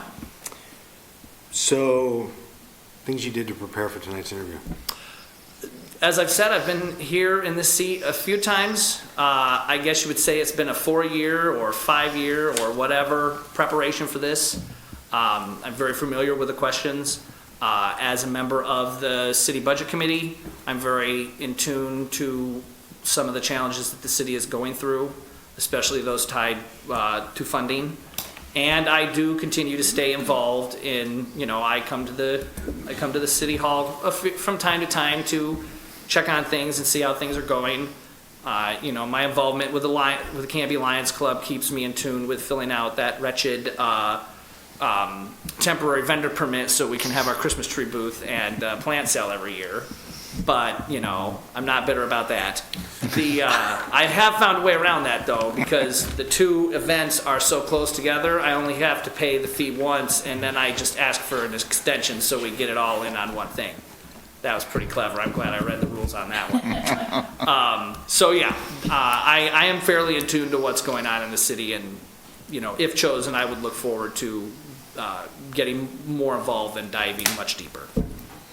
Yeah, I'm watching Rick now write down that loophole that you've identified. Yeah. It's in there. One last thing before. One last It's in thing. there. Item 27 on my things to do before I retire. No. Hey, you're not hurting me. You're hurting people with poor eyesight. Think of the children. Yeah, think of the children. So just again, the last question is about the commitment. You understand the time commitment, having been up here and whatnot. And Yes. Yeah. And I will just come right out and say that anybody who sits here and says that they will be able to make every single meeting is setting themselves up for failure. I will do everything in my power to make sure, if chosen, I would be at all the meetings. But with my work and other responsibilities, from time to time, there would most likely be a meeting missed here or there. But considering how drastically my workload has decreased, and I too work from home all the time. I have a home office, so commuting unless I'm somewhere visiting a customer or at a volleyball meeting or something would not be a problem. Great. Thank you. Any follow-up questions or questions for Mr. Patton at all? The $9 million question. The $9 million question. So as I know that the city council is very fiscally responsible, and I agree that we need to, there are tough budget times ahead of us. The market could change at any point in time, and we could end up back in a situation where we're at a few years ago, where we're borrowing quite a bit against reserve. The tricky thing is that's not really reserve. Obviously, I know that those funds are tied to a different mechanism. When I was on council, there was talk of building using some of that money to build a more robust transit system or transit center, regarding parking, building a parking structure in town to help sort of focus that, and then also the only above grade railroad crossing in the city over by the police station. Have my views changed on using the money for those sort of things? Yes and no. I would be if chosen, I would be interested to see where people sit with those issues, which ones are really actually pressing. For instance, parking I know is a big one, and I will just make it clear that I would be an advocate for using some of that money to try and prepare the city for the parking problems that are ahead as the downtown core continues to grow. Good. Thank you, sir. Mr. Patton, Yeah. if you were to paint your front door any color you wanted, what color would it be and why? You know what? I can answer that question. I just had my house painted, and it is red. It is kind of a terracotta red, and I would say it's because I just have a very different personality. I like to think outside of the box. I like to be spontaneous, and as those of you who know, and when you served with me on the city council, that was sort of one of the things that I enjoyed doing. Was if we were in a rut, I was usually the one to jump up and say, let's try this, and it would focus things and come to a very different and sometimes much better resolution. So yeah, red. Thank you, Jason. Anything else? No, I think that's it. Okay, well, thank you very much for your time. Thank you, sir. Appreciate it. I told you I was going to do it. Couldn't resist. I told you I was going to. Couldn't resist. Yeah. Couldn't resist. You want to explain the inside joke? That was Mr. Patton's question when he was interviewing, and when I interviewed for the appointment in 2011, that was his question, and he never explained why I asked it, so, anyway. I threatened the mayor, I told him I was gonna ask it, he said, please don't, but I did it anyway. You did it last time, too. Yeah. I did. Yes, I think, Mr. Patton would ask that question, and I think there is it wasn't so much about it being painted as much of it being Jason, painting the door. The door theme, question. right, there is an answer to that. It has to do with how deep, why the person chooses the color and what color it is and how they justify what that color means, praise about their characteristics. Yeah, so there's It's better than a baseball bat and a ball. philosophical questions. That's not a riddle, it's a math. It's a math. Well, so thank you, Thank you. all of you for applying and for interviewing. Really do appreciate it. And Tim, I don't know about you all, but not an easy decision. So we'll just start with dialogue and conversation here. Councilor Parker, some thoughts? Well, first of all, I almost want to do this once a month. I've learned so much from so many different people, these different perspectives. I'll be quoting a couple of you here as we go along. Also, and I didn't ask this of the subsequent applicants because I only thought about it halfway through, but I thought an interesting question would be, since every one of our applicants said that they would run next time if they were appointed, another question is, will you run even if you are not appointed? It's a fair question. That, I often feel like I have a job nobody wanted because when I ran for re-election, no one ran against us. And it's kind of encouraging to see this many applicants. But it would be neat for those of you who are not selected to put your name on the ballot and put your voices into the mix because that's something I think we need a little bit more of. Two things that I liked. Brian was talking about how you should take time to learn. And Kevin brought up the idea of answers being contextual. And those two things taken together have me thinking about what this council is going to look like over the next year. When I got on the council nearly 10 years ago, it took me 2 budget cycles to understand that if we did borrow money for the Urban Renewal District, it would not come out of the pot of money that funds employees, that it comes from a different revenue stream. And the education for the first 2 years came primarily from conversations with the city manager. And I took a lot of his time in order to get up to speed on what was going on. So it took me 2 budget cycles, 24 months, really to feel like I could make a contribution.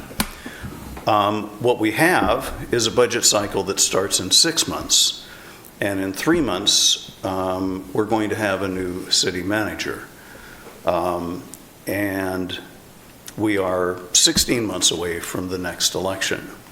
Theoretically, we could end up appointing someone tonight who would then only serve less than 2 budget cycles. So that's the context that I'm taking a look at this. That if I were to get on the council now, how much time I would be taking away from a new city manager who is trying to learn the job himself. And secondly, moving into a budget cycle where we've got 32 revenue streams coming in, and dedicated revenue and state expenses, and just how overwhelmed I was the first 2 years of us going through with that. Urban renewal alone is a rarefied air. So I think the context of what this council is going to be facing in the next year, given a new city manager who's going to need some time, is that we need to have somebody who's done this job before. And that's where I'm coming down on this. Okay.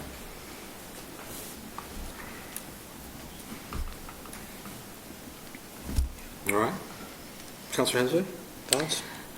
Well, we have a very diverse group of folks, and they all had something to offer that I found intriguing.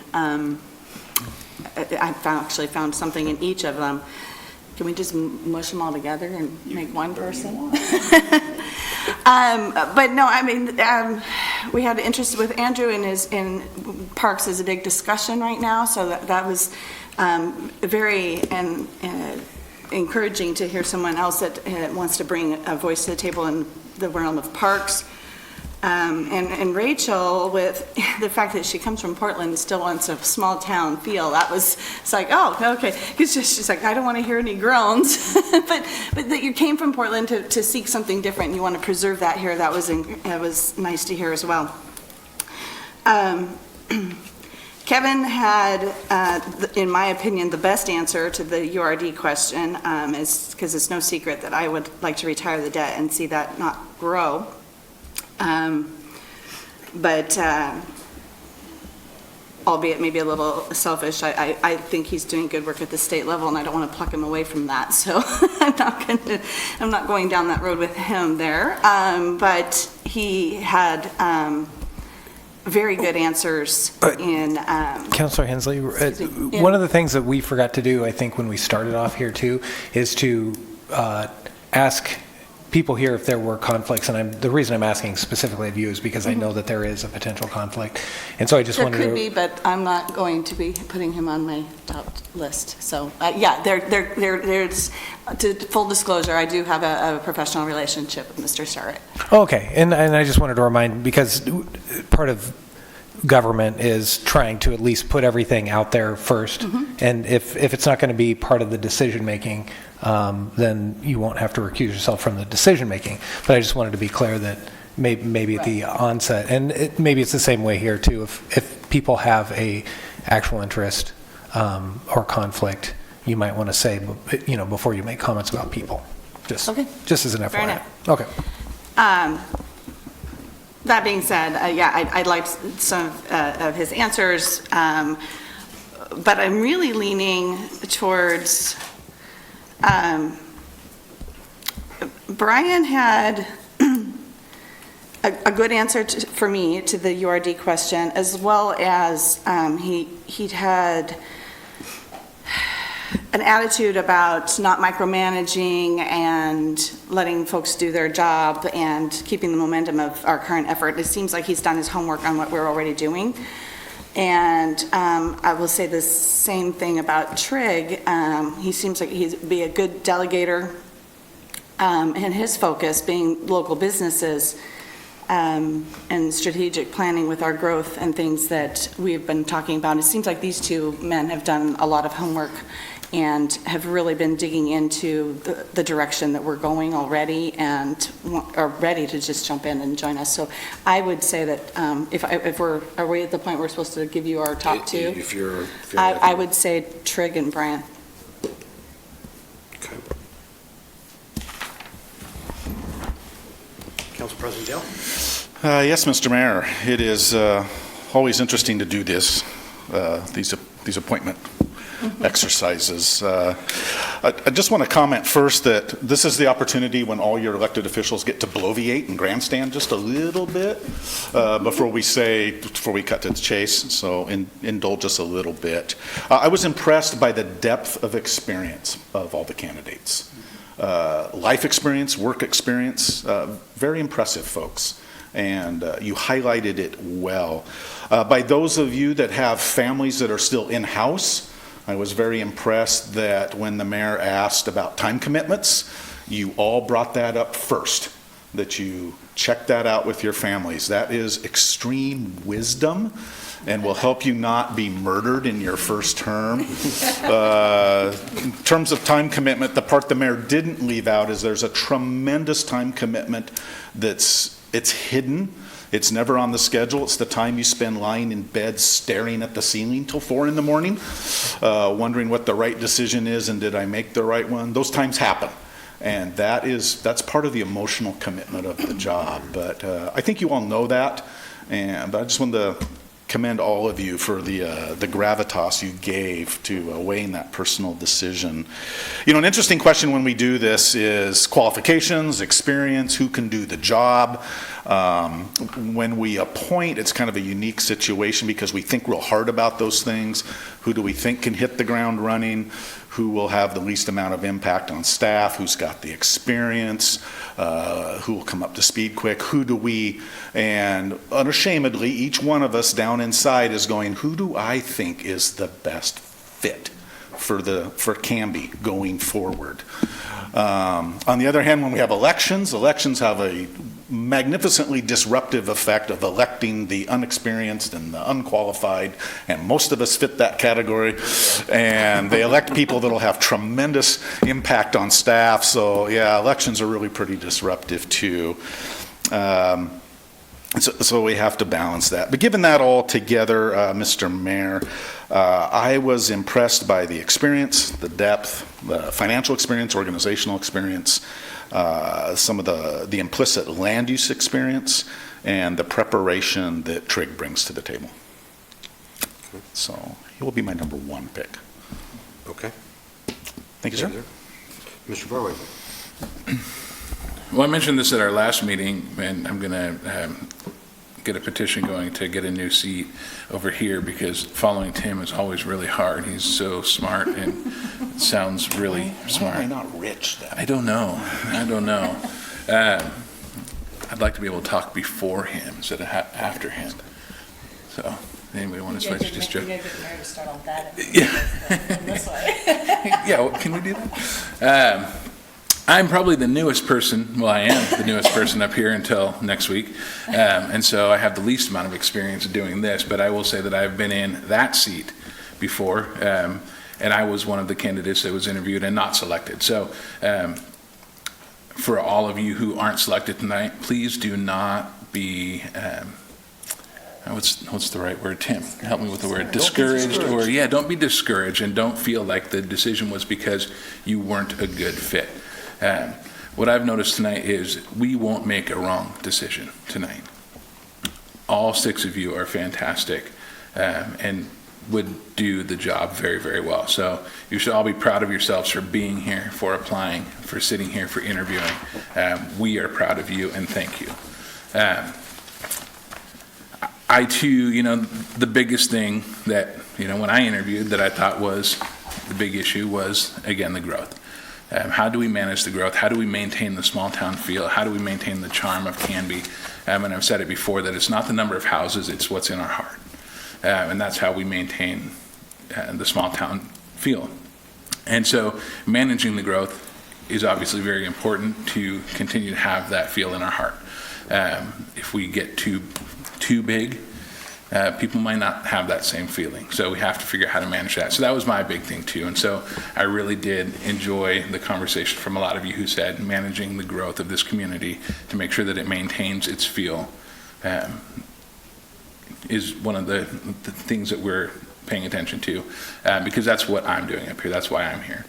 That said, I do also like the land use stuff that Trig brings to the table. So that said, he would be my first pick as well, followed up by Brian would be my second. And can I pick a third, fourth, fifth, and sixth? No, you don't get to rank them all. Sorry, Phil. Okay, thank you, sir. Councilor Spoon. I also think everyone had something that would be useful to the team up here and to the city. For me, a lot of what you guys said was already, I would just repeat. But in addition to what Greg said regarding the impact on a new city administrator, I have a concern about Rick's to-do list in the next 3 months and how much of that would get disrupted by bringing someone in who's never sat on a city council before, that didn't have that level of experience. I would like to see him finish as much of that list as possible. The time is ticking away. So while everyone had something they can add, I think some of the members that spoke tonight that applied would be great members of a planning commission, but maybe didn't have quite the experience yet to kind of meet us where we are on city council. And part of that is, when we were going through our city administrator deliberations, we talked a lot about potential versus real experience, and how the problem when you're just dealing with potential is that there's a lost period of time while that person comes up to speed. And so for me, Jason Padden was intimately involved in the URD, the URA. He was part of the street maintenance task force. He was already on city council. He was the chair of our budget committee in this last session. And to me, there's no question that of all the candidates, he's the one that's most ready to sit in the seat next to Councilor Parker without taking too much time from Rick and or the new city administrator. And he kind of has a combination of all things. He has some experience with land use in his time on city council and working with the URD. He has that intimate understanding already, but he also knows the budget inside out as our chair, and has been, frankly, he's been involved in boards, and he's applied multiple times, and he's ready to sit in that seat next week without taking too much time away from Rick or an incoming city administrator. And to me, that's important. As we were talking about our city administrator deliberations, we often talked about how many moving parts we have right now. And to know that Jason could just come in without requiring a lot of education or training means a lot to me, and I think it means a lot to what we hope to get done in Rick's final 3 months here. Thank you. Any other further questions or conversation? Mr. Mayor, I move to put forward Trig V. Berge to fill the vacancy of Tracy Heights' seat until the next general election. A second. Okay, so we have a motion on the table for Trig V. Berge to fill the vacant seat of Councilor Height, and then we'll be up for election in 2020. And seconded by Councilor Councilor Hensley. Any other discussion or comment? I think the training will be on us, and I don't even know how to say his name. My one piece of concern about Trig, which obviously has a lot of experience that would be useful to the team, is that when you asked him about the time commitment, one of the things he said is that he doesn't really see his job as to build it as a manager, and kind of the implication, or what I got from it, is that he didn't really feel like he had to get down into his elbows with it. But I feel like as a small town city council, while from an administrative perspective, we don't get involved like Rick does, I see all of us everywhere all the time, and anytime you're dealing with a small town city council, we are up to our elbows in it, and we are building our community. We're part of that. So I did have a couple of concerns about, the way he perceived the role in terms of involvement in the community. And if someone has a different perspective on what he said, I'm open to hearing that, but we all know how much we're a part of building the community and being a part of that team. And so obviously a lot of skills that would be very helpful and would be useful to the team. Not concerned with him as a person, just in terms of what level of involvement he'll be bringing to the community.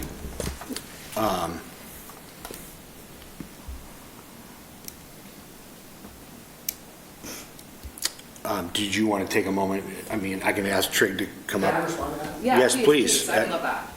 I think that's a great follow-up question, absolutely. So like I had stated before that, I said I'm willing to roll up my sleeves and go to work and dive right in. But what I don't want to do is micromanage.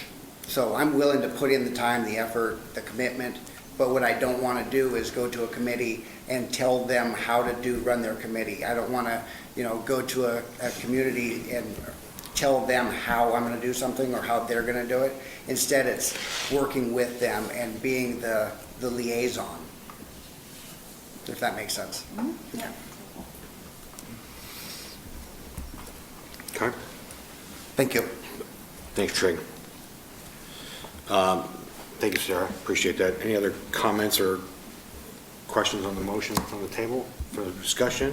Just to say that if this motion is unsuccessful, I have a secondary motion. Okay. Okay, perfect. Roll call vote. So a motion's been made by Council President Dale and seconded by Councilor Hensley to appoint Trig V. Berge to the seat. I guess we're doing a roll call vote, so Councilor Parker? No, because I'd like to make a second motion. Providing this goes down, or do you want to He's make? voting no. Okay, No on this one? No on this one. okay. Councilor Hensley? Yes, aye. Council President Dale? Aye. Councilor Varwig? Aye. Councilor Spoon? No. Okay, so we have 3 yeses and 2 nos for appointing Trig V. Berge to the open seat on the City Council. Mr. Mayor, Yes, sir. if there's no objection from the council, I'd like to change my no to a yes. No objection here. No objections. No, okay. Certainly. Thank you, sir. All right. Anything further along these lines? Okay, so City Council has appointed Trig V. Berge to fill the vacant seat, and we will be in touch for swearing in, and we will start that onboarding process here pretty quickly. Okay? Great. Thank you all, I appreciate that. Mr. Mayor, can I just say one more time that I really do encourage all of you who apply to search out opportunities in other areas, Planning Commission, whatever, wherever there is other opportunities to serve. Please do serve, and please do come back again. As Councilor Parker had mentioned, 16 months from now is our next election, so thank you to all of you who are here. Okay. Thank you. We have one more item on our agenda, new business item, and that's regarding the city administrator recruitment update. Carol might want to. Carol. Are we still in a meeting? No, it's fine. I just know that you want you've been asking for this piece of information. Information you want. So I just wanted to make it known that we have moved into negotiations with one of the candidates, and that's Scott McClure from the city of Monmouth. So we, Joe, Amanda, and I have been ironing out some pieces that we've sent off, and we will be, I think, meeting after this to quickly hash out those last couple of details, and we'll be moving forward with with that, and we'll be bringing that back to the council probably, hopefully within the next week or so. Councilor Barker, question? Yeah, Mayor, it's been 5 years since we did this. Remind me of the process. The contract comes back for the council to approve. Exactly how does that? Great question. What's our next job? So the next piece is so we've, through the recruiting firm that we use, have sent Scott initial offer letter stating salary and all the different pieces that are involved there. And he's reviewing that, and he has come back with a couple of additional caveats, asks to what we initially sent. So once we have those pieces ironed out, we'll bring that to the council, and we'll move through then officially us deciding if that's acceptable and if we can move forward with that, and then we will finish up the background search on him, and then providing that that is favorable, we will extend an offer to bring him on. Do we actually vote on that? That's what I was asking. We do. Yes, we do approve the contract. We will have to approve the contract and bring him on, to bring them on. So where we're at now is we're trying to finalize the pieces of a conditional offer that is then conditioned upon a successful background review and passage, and then we'll bring the contract to you to go ahead and legislate, basically. So it'll be up to you guys to vote on it, pass it. Cool. All right. So you're welcome. If there's nothing else, I'll take a motion to adjourn. So moved. Motion and seconded. All those in favor of adjourning? Aye. Anyone opposed? In honor of Jason. Honorary. We are adjourned. Thank you, Camby. Good night.